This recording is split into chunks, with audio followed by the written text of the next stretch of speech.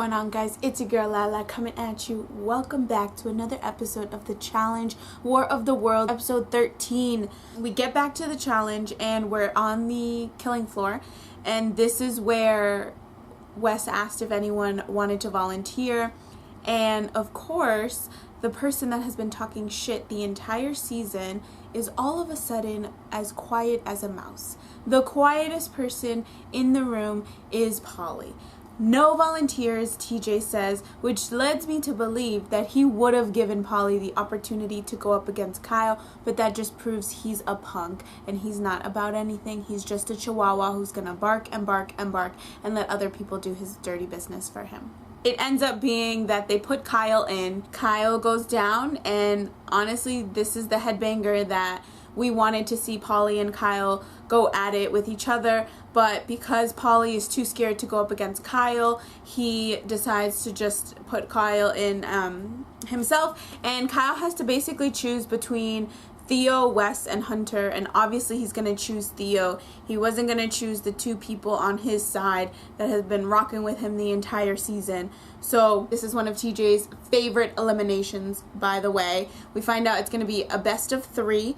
So basically you just have to run from one end of the hall to the other, collide at a certain point, and then ring the bell.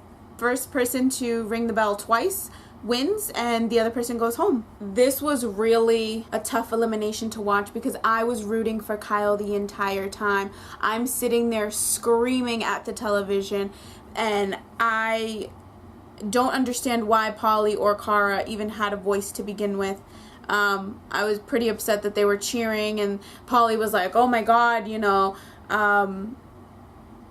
I thought this was going to be easy, but it seems like, you know, Theo can't get it done. And I'm just sitting here like, are you serious, dude? Like, you shouldn't even have an opinion on someone else's game when your entire season has been about Kyle. The only reason why you've been getting camera time is because of Kyle, and the one time that you have the opportunity to send him home with your hands because you wanted a headbanger and you wanted to put his head through a wall is the one time that you were quiet. So during an elimination, you should have kept your mouth shut. You looked stupid. And Kyle is not going down without a fight. And Theo, the only thing I see him doing is just yanking on Kyle's foot and trying to pull him back. So Theo is like 7 feet tall. Kyle's about 6. So this guy really is having a tough time getting down low and trying to hit Kyle. And let me tell you, it was an amazing elimination. I see this elimination going down in the books, not because of the beef with Polly and Kyle, but because both competitors really just gave it their all, and they put everything on the field. They died out there. So much so that TJ walks over to Kyle to dap him up, to give him a fist pump, as if to say, great fucking job. Even though you lost, you gave him hell. You have my respect. That's it. That's all he says with that one fist pump. I do believe Kyle is going to come back. He's going to get his revenge. You know what? I have learned to really like you, and so I can't wait to see you in another challenge. I can't wait to see you kick ass. You are a true competitor, and you have a lot of heart, so I'm so excited to see you again. So we get back to the house, and Polly and Cara are basically sitting in the kitchen gloating the entire time that Kyle is gone. And, you know, Cara says that at a certain point I did feel a little bad, but then I remember what he did to me, what he did to you, looking at Polly, and I'm sitting here like, he was not your boyfriend ever in life. He was not your boyfriend. He did nothing to Polly. If anything, Polly was the one that continued to fight, and he should have just been like, this is my girl now. That's the person that you were sleeping with before. That's it. But he needed to show his DICK and see who was bigger and just have a dick war. Like, I don't understand why this was even a topic of discussion. If that's all they can bring to the table, like I said before, that's really fucking sad. You know, I think back to the point that Cara and Kyle met, and at what point was he your boyfriend? You guys were hooking up the entire time, then you went back on the challenge and he hooked up with Faith, And then on top of that, he hooked up with Ashley. And you got upset and you got in your feelings and you were like, oh, how disrespectful are you? He doesn't owe you anything. He's not your boyfriend. Get over it. So I'm just upset that they're still talking about it, and Kara's trying to play victim here, like she just, woe is me. Natalie and Theo are talking, and they're talking about Turbo, and Natalie keeps saying that it was all miscommunication and she doesn't understand why he got mad. And I'm sitting here like, if I replay this back, which I did a million times, you yelled at him because he didn't listen to you at the 3-minute mark, and you could have put more stuff in the bin. Number one, you never yelled at Polly like that, ever, in any of the challenges, whether you won or you lost. And number two, you then flipped it and said that it was his fault, and he was the one that was being the aggressor. Like, I don't understand what you were trying to say, what you were trying to do. It was a guy's elimination day. So regardless of if you guys had won or lost, you were not going up for elimination. So why you got so mad at him is beyond me. And now you're trying to flip it and make it seem like he was the one that started the entire thing is ridiculous. Like, you guys, y'all are tapped. I'm telling you, as the season gets longer and longer, literally people start to go fucking crazy. Like, this bitch is sitting here arguing about some dumb shit that she started, and she's mad that someone else yelled at her about it. And then you see Turbo and Theo talking, and again, Theo is agreeing with Turbo. 5 minutes ago, you were agreeing with Ninja. You need to stop playing both sides. You're not helping anyone. You're just making it worse by agreeing with him and then agreeing with her, and neither of them are talking to each other. I don't know. Mind your business, Theo. You're being annoying. We get to the challenge. It is a Challenge Airways aircraft hovering over water, and it's rotating, so it's going side to side. Every challenger has their own seat, and in front of them they have a puzzle. They have to complete the puzzle as quick as possible. They only have a 15-minute time limit. Once they're done with the puzzle, they just have to exit the aircraft and jump into the water. That's when their time stops. The fastest guy and the fastest girl to not only complete the puzzle but jump out of the plane will skip the next week's elimination and go straight to the final. So that means that we are closer and closer to this final. I believe there are 3 more episodes, and that is it. So this is fantastic. Fastest guy, fastest girl, go straight to the final. And then it is a girls' elimination, so 3 girls will be put up for elimination by the tribunal. So this puzzle seemed really easy, but there were a few people that were having a tough time with it. Of course, Turbo finishes first. This guy is literally amazing. What can't he do? I don't think there is something in this world that he cannot do. And not only is that fantastic, amazing, all of the above, but it's also a bit scary for the other challengers because he doesn't seem to have a weakness with anything. So Turbo finishes first, and then Kara finishes, and then Polly finishes. So we find out that those 3 are the 3 that are going to be in the tribunal. But the fastest guy and the fastest girl were Turbo and Kara.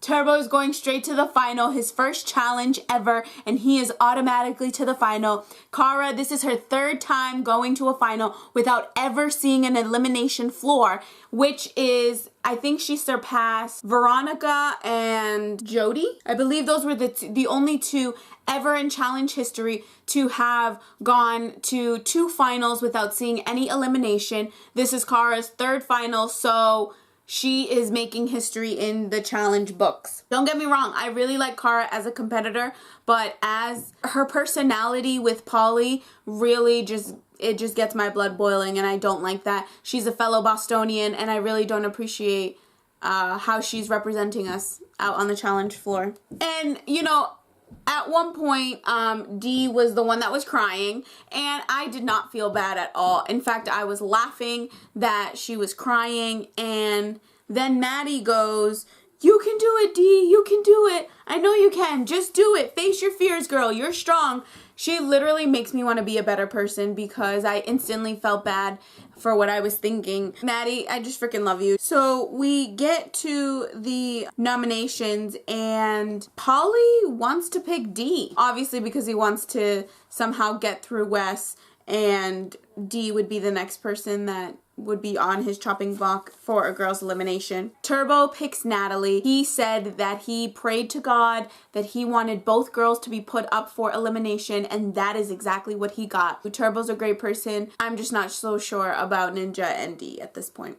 And Cara decides to, she's tied between Georgia and Devon because she told Maddie and Dee she wouldn't say their names. All that was left was Georgia and Devon. And Cara says, you know, this is World of the Worlds. I want USA to win. And Georgia's Team UK. So I need to really think about this because if I don't end up going, then I need to make sure that the next person that does win is from Team USA. But for some strange reason, she decides to pick Devon. I don't know, like, I don't understand. So we get to the courtroom, and Natalie is again with the waterworks. She's crying that we've been friends since the tent, and I don't understand why you would put me up.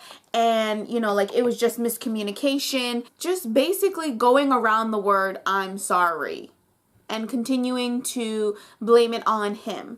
Dee does the same thing, and it's just really annoying, so we'll move on. Devon asks everyone, and basically they all come to the conclusion that she is safe amongst them. But when we get to the killing floor, Cara ends up picking Devon. And I didn't notice it until the second time I watched it that Devon was really like, yo, you just told me in the courtroom that I was going to be safe and I had nothing to worry about with you guys. And if I had something to worry about, it would be with the other girls.